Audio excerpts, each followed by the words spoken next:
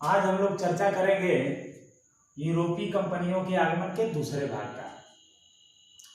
यूरोपीय कंपनियों के आगमन का जो क्रम है वो देख लिया जाएगा तो पुर्तगाली, डच, अंग्रेज और फ्रांसीसी पिछली क्लास में हम चर्चा कर दिए थे और आज इसमें चारों कंपनियों में चर्चा की जाएगी पुर्तगाली की। तो पुर्तगाली की चर्चा की जाएगी तो पहला अब यहाँ से देखा जाएगा पुर्तगाली व्यक्ति तो वास्को डी गामा। अब वास्को डी गामा की चर्चा की जाए। वास्को डी गामा जो है 1498 ईस्वी में भारत आता है और मैंने बताया था कि यहाँ यूरोप और एशिया के बीच जो स्थलीय मार्ग था उस स्थलीय मार्ग पर अरबों ने आक्रमण कर दिया, जिससे कि एशिया और यूरोप के बीच व्यापार रुक गया। अब क्या हुआ कि ये वास्को डी गामा जलीय मार्ग से इस यूरोप से एशिया की तरफ चला। अब यूरोप से जब चलता है तो यूरोप से अफ्रीका, अफ्रीका से होते हुए एशिया और एशिया में वो पहुंचता है भारत में। अब यहाँ सवाल एक ये हो गया कि इस यूरोप से इस अफ्रीका महाद्वीप तक लाने वाला नाविक कौन था वास्को डी गामा। तो इस यूरोप से इस अफ्रीका महाद्वीप तक लाने वाला एक स्थान है अफ्रीका महाद्वीप पर, केप ऑफ गुड होप। इस स्थान तक वास्को डी गामा को लाने वाला जो नाविक था वार्थो डियास था।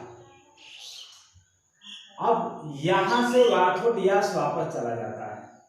अब इस अफ्रीका महाद्वीप से जलीय मार्ग से होते हुए एशिया में जब वास्को डी गामा आते हैं तो एशिया में भारत में आते हैं और भारत में जब आते हैं तो भारत में वो केरल के कालीकट बंदरगाह पर आते हैं और केरल के जब कालीकट बंदरगाह में आते हैं तो इस अफ्रीका महाद्वीप से इस भारत में इनको लाने वाला नाविक अमित चंद था।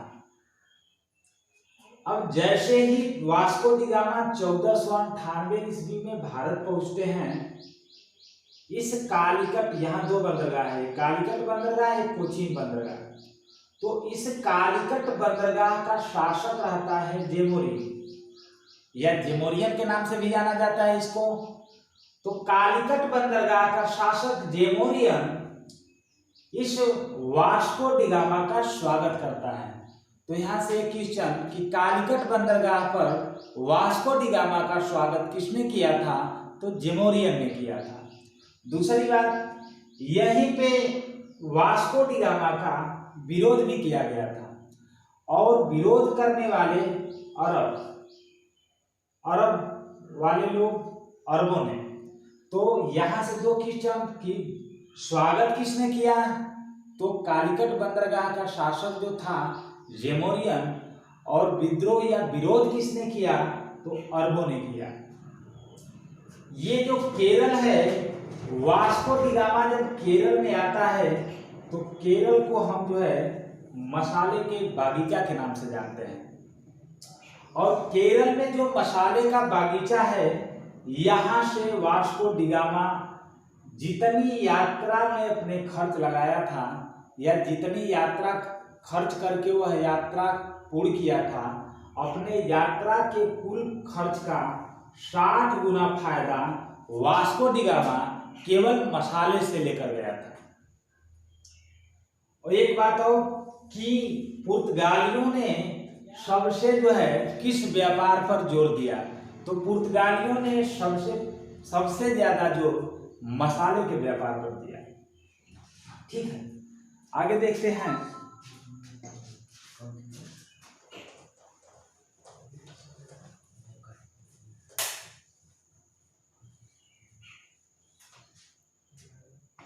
अब दूसरा जो व्यक्ति है वो अल्मीडा आता है 1505 तक, ये रहता है 1509 तक।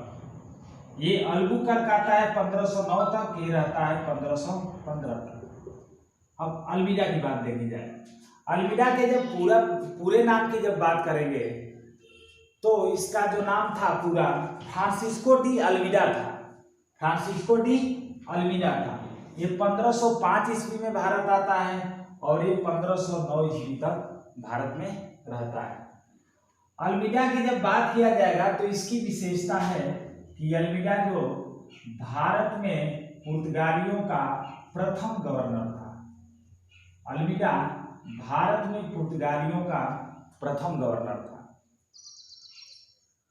अल्मीडा की जब बात की जाएगी तो अल्मीडा ने एक नीति को लागू किया था, blue water policy. Blue water policy blue water policy या नीले पानी की नीति। नीले पानी की नीति, ब्लू वाटर पॉलिसी या नीले पानी की नीति। तो अगर ये पूछता है कि भारत आने वाला प्रथम पुर्तगाली व्यक्ति कौन था, तो वास्को डी गामा था, 1498 ईस्वी में आया। अगर ये पूछता है कि भारत में पुर्तगालियों का प्रथम गवर्नर कौन था, तो अल्मीडा था, जो 1505 में आया और इसने ब्लू वाटर पॉलिसी लाया। जब ब्लू वाटर पॉलिसी को हम कह सकते, ब्लू मीन्स नीला, वाटर मीन्स पानी, पॉलिसी मीन्स नीति, नीले पानी की नीति। अल्मीडा ने ब्लू वाटर पॉलिसी या नीले पानी की नीति को लागू किया। नीले पानी की नीति का तात्पर्य है कि समुद्री मार्ग से जो व्यापार होता था, उस समुद्री मार्ग के व्यापार पर एकाधिकार जमाना।